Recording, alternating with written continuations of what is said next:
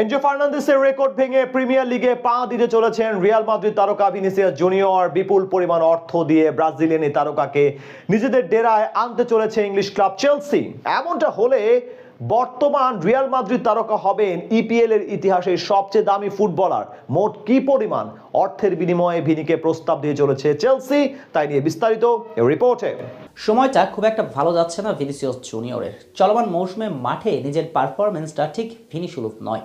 ঘরের মাঠ সান্তিয়াগো বার্নাবিউতে টানা 18 ম্যাচে গোলহীন ভিনি। এর ওপরে ক্লাব কোচ জাভি আলোনসোর সঙ্গে সম্পর্কের টানপোড়েন নিয়মিত হচ্ছে খবরের শিরোনাম।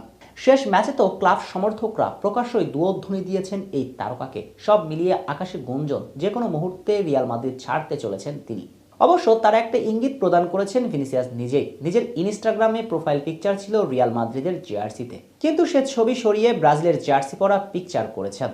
এতে অনেকেই 2 দিয়ে 4 মিলাতে শুরু করেন। ভিনিসিয়াস ছাড়তে চলেছেন নিজের আপন ঠিকানা সান্তিয়াগো বার্নাবিউ। কিন্তু প্রশ্ন হচ্ছে, যাবেন কোথায়?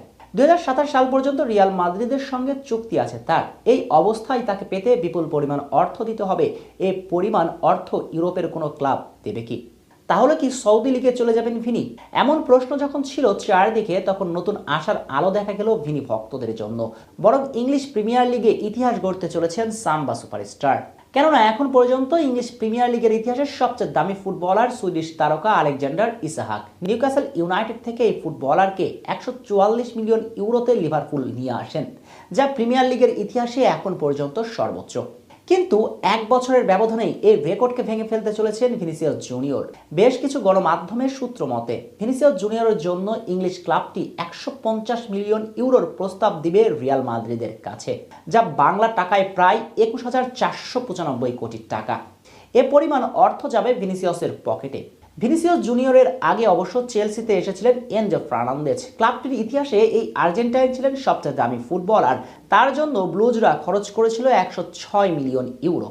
অবশ্য এমন প্রস্তাব চেলসি ভিনিকে করবে কিনা এটা এখনো চূড়ান্ত নয়। চেলসি বোর্ড সবকিছু পর্যবেক্ষণে রেখেছে, কেননা চেলসির ডাগ আউট থেকে সরে গিয়েছেন এনজো মারেস্কার প্ল্যানিংয়ে মূলত ছিলেন ভিনিসিয়াস জুনিয়র। কিন্তু নতুন কোচ আসার পর চেলসি বোর্ডের এমন সিদ্ধান্তকে স্বাগত জানাবেন কিনা তা প্রশ্ন। তবে নামটা যখন ম্যাডিসন ভিনিসিয়াস, তখন অস্বাভাবিক কিছুই নয়। শেষ পর্যন্ত দেখার অপেক্ষা চেলসির তরফ থেকে প্রস্তাবটা আসে কিনা। তবে বর্তমানে রিয়ালের সঙ্গে এই ব্রাজিলিয়ানের যে সম্পর্ক চলছে, তাতে নিশ্চয়ই প্রস্তাবটির জন্য অপেক্ষায় থাকবেন মাদ্রিদ নাম্বার 7 নিজেই। এখন নাটকের শেষ দৃশ্যপটের জন্য অপেক্ষায় থাকতে হবে ফুটবল প্রেমীদের। 2027 সাল পর্যন্ত রিয়াল মাদ্রিদের সঙ্গে চুক্তি আছে তার। এই অবস্থায় তাকে পেতে বিপুল পরিমাণ অর্থ দিতে হবে। এই পরিমাণ অর্থ ইউরোপের কোনো ক্লাব দেবে কি?